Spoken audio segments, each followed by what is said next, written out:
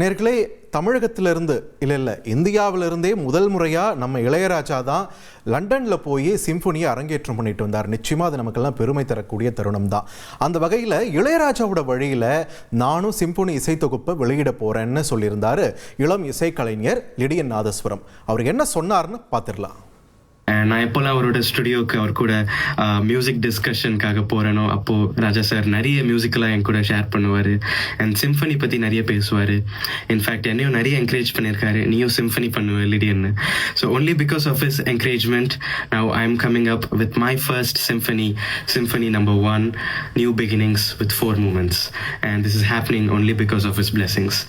இளையராஜா தந்த ஊக்கத்தினால தான் இந்த முயற்சியை செய்கிறதா லிடியன் சொல்லியிருக்காரு. ஆனால் இது சம்பந்தமாக இளையராஜா தற்போது ஒரு தெளிவை கொடுத்துருக்காரு. இளையராஜா என்ன சொன்னார்னு இப்போ பார்த்துடலாம். லிடியன் நாதஸ்வரம் என்னிடம் பாடம் கற்றுக்கொள்வதற்காக வந்த பையன் தான், மியூசிஷியன் தான். ஒரு தடவை நான் சிம்பனி கம்போஸ் பண்ணியிருக்கேன்னு சொல்லி ஒரு மியூசிக்கை அவன் ப்ரோக்ராம் பண்ண மியூசிக்கை எனக்கு ப்ளே பண்ணி காட்டினாப்புல. கொஞ்சம் ஒரு 20 செகண்ட் 30 செகண்ட்ஸ் போனோடனே என்ன சினிமா பேக்ரவுண்ட் மாதிரி பண்ணியிருக்க, தப்பாச்சா இது சிம்பனி இல்லை, முதல்ல சிம்பனின்னா என்னன்னு தெரிஞ்சுக்கிட்டு அதுக்கப்புறம் நீ கம்போஸ் பண்ணு அப்படின்னு தான் சொன்னேன். அதுதான், வேறு ஒன்றும் இல்லை. ஏன்னா ரோல் மாடல்லாம் வைக்க வேண்டாம்.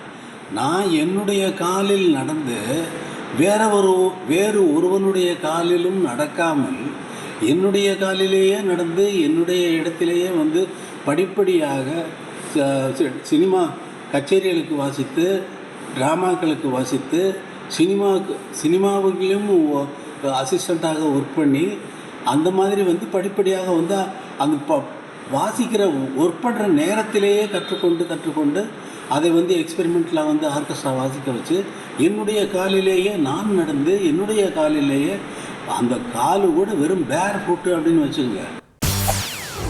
செய்திகளை உடனுக்குடன் தெரிந்து கொள்ள உடனே சப்ஸ்கிரைப் பண்ணுங்க.